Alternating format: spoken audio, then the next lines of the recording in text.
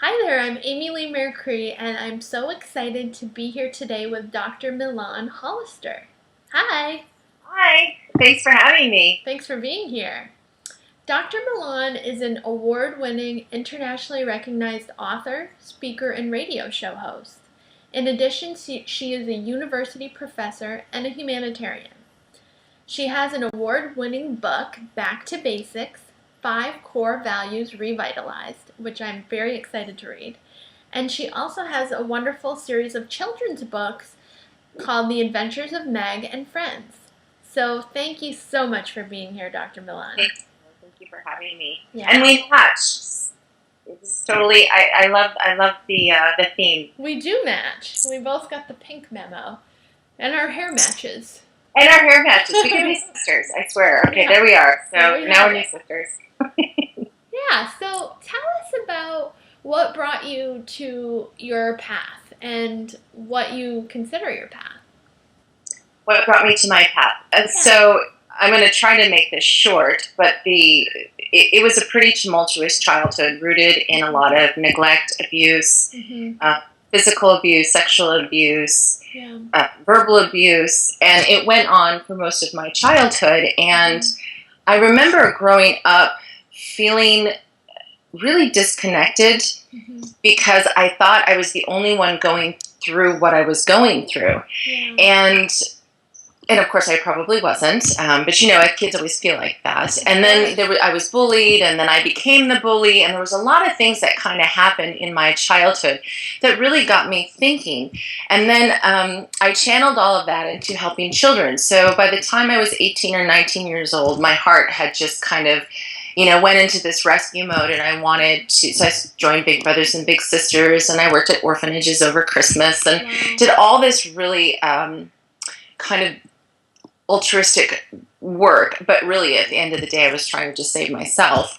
But what I found in that work was that, of course, I wasn't the only person that had that kind of story. In fact, tons of kids had these kinds of stories. More children than I care to even talk about. It's quite sad, actually. So I thought, well, as I was looking through the material and I was trying to find books to read to the kids that I was working with, I was finding there wasn't any material for them. And I mean, there would be material, but it was like, I remember this one book, it was about a polar bear and this boy who found this polar bear, and I was just like, you really had to weed through to get to, like, what is this trying to say? And I thought, we need to have some real books rooted in something. And at the time, I didn't understand what I was doing. It wasn't until many years later, after quite a radical sabbatical, I traveled the world for 7 years. Wow. And lived literally all over the world. I've lived in 16 or 17 different states in the U.S. I've been to almost all the states in the U.S., the world. And I did that for 7 years, and I kept coming across these 5 fundamental themes: love, truth, peace, right conduct, and nonviolence, or good choices instead of right conduct, or good conduct.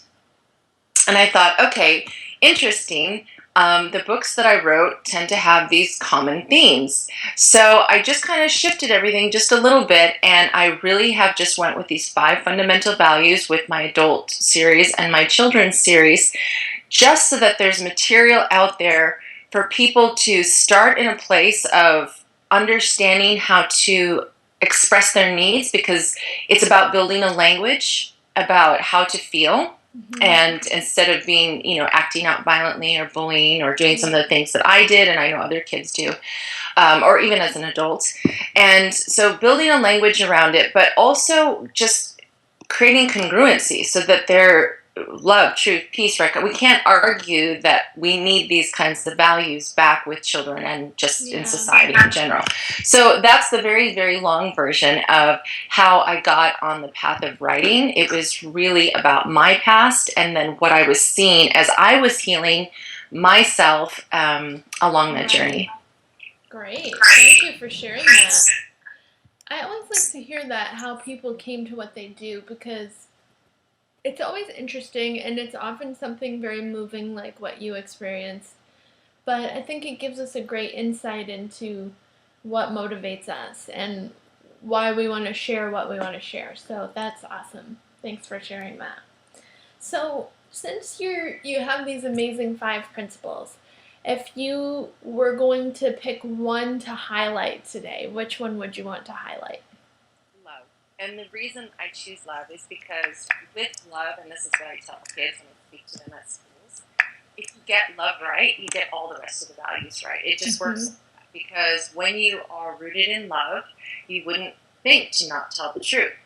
Not only to yourself, but to other people. You love yourself, you respect other people. You wouldn't think to lie to them. It just doesn't make sense. Right. When you're rooted in love, you have an inner peace. That's a self-worth component that says, I'm strong, I'm centered, I've got this. Anything can happen. Someone can say something to me, and I'm still going to be okay at the end of the day because, I'm amazing. Right choices. When we're rooted in love, we're always going to make right choices. We're going to think about choices that not just impact ourselves, but who's our families, our communities, globally.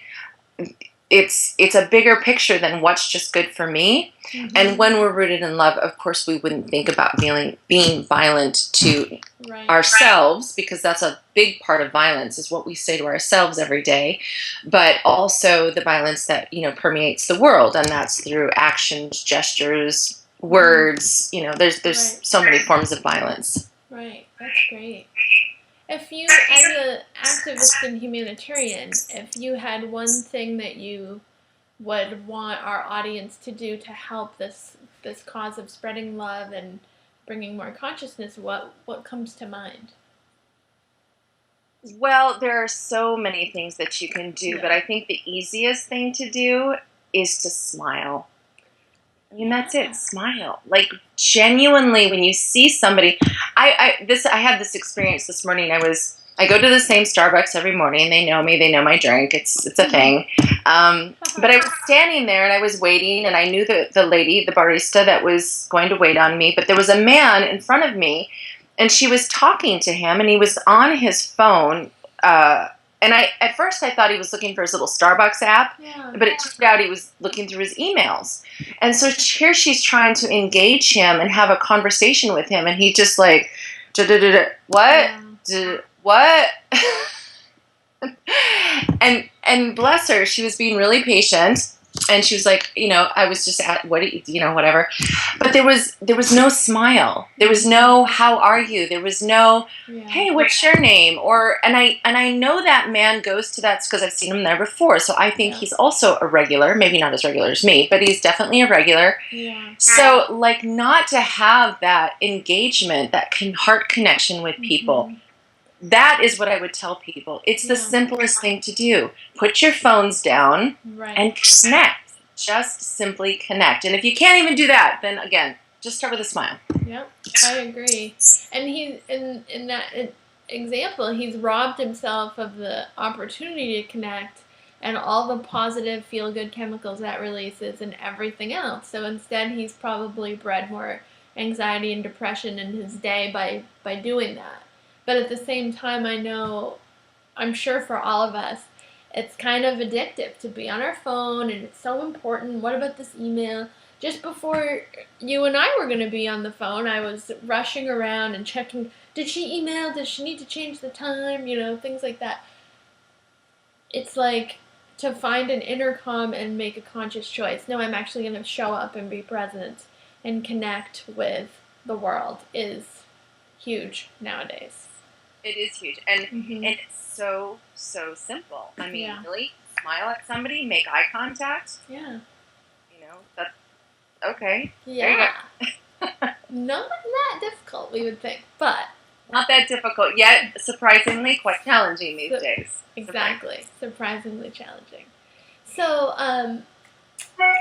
if you had to pick one thing in your life that brings you the greatest joy, what would that be? Oh, my goodness. Okay, so I can't pick just one. I have to pick two. Okay. My dog, Leah, her name is Love in Action, and she brings me so much joy. I mean, so much joy. I mean, I don't know. I'm a little biased, but if you have a dog, you are a very lucky person because they are just incredible little creatures. The other thing that brings me joy is my work. I'm blessed to wake up every day. I have so much gratitude for the gifts that I've been given and the honor that I has been the trust that the divine has given me to go out and share a message.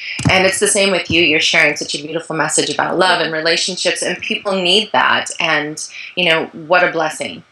Thank you. I feel the same way about your work.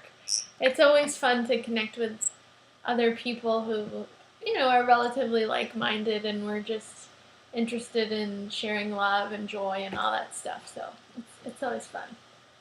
It's the love club. Yeah, the love club. I like that.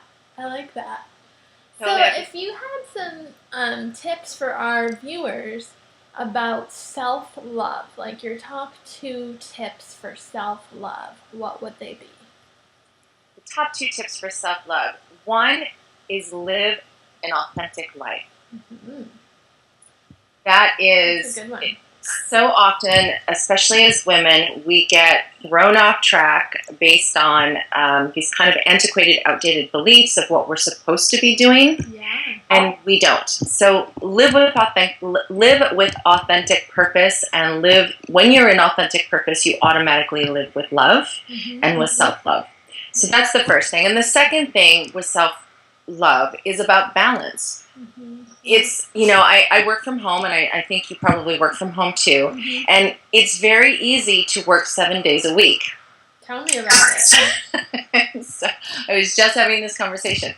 And, forgetting, what are the things that I enjoy doing? And one of the things exercises that I take people through is I have them write on a piece of paper the 5 things that bring them the most joy. And then I have them write on another piece of paper the 5 things that they do the most. And there's usually an incongruency between those lists. So making sure that we're going back to and finding balance with, yes, we need to do whatever our task is in life, and do it with joy and gratitude, and make sure that we play. Make sure that we're connecting with our husbands and our children and our families and our community. Volunteer work, selfless service is huge. I mean, that's a great way.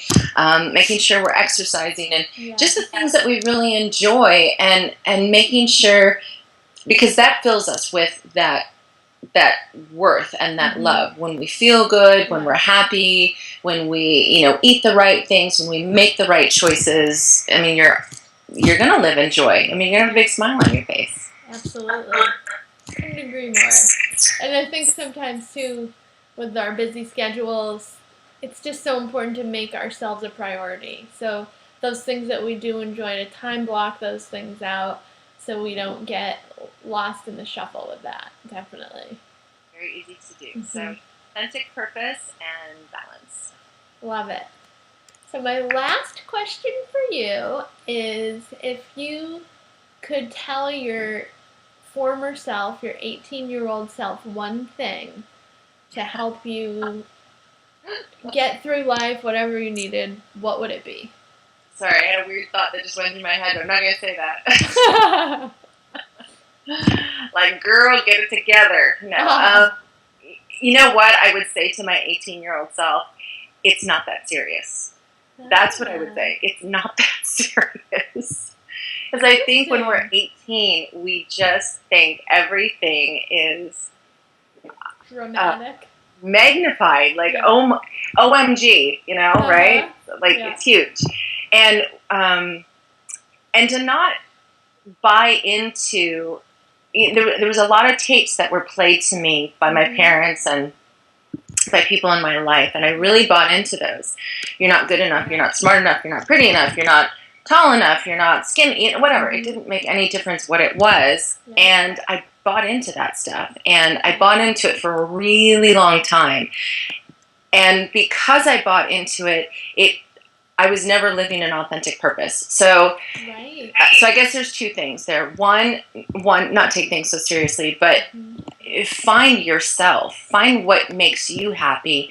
And although it's really not that easy to to just let the tapes out, don't buy into that, because we are so amazing and we are capable, and we don't want to be like everybody else. If you have a jigsaw puzzle and every piece of the jigsaw puzzle was the same piece, we would never have a beautiful picture. Exactly. And I always thought it had to be the same piece. Yeah. And we don't. I'm part of something absolutely amazing that the world is putting together. It's called the human race. I love that. I love that. That's a great piece of advice. I'm sure a lot of us would agree with that too, you know. Yeah. Well, thank you so much for being here with us. It was awesome to have you. That's awesome. Yeah. And so thank you to Dr. Milan. And I'm Amy Leigh Mercree. Remember to live joy, be kind, and love unconditionally today and every day.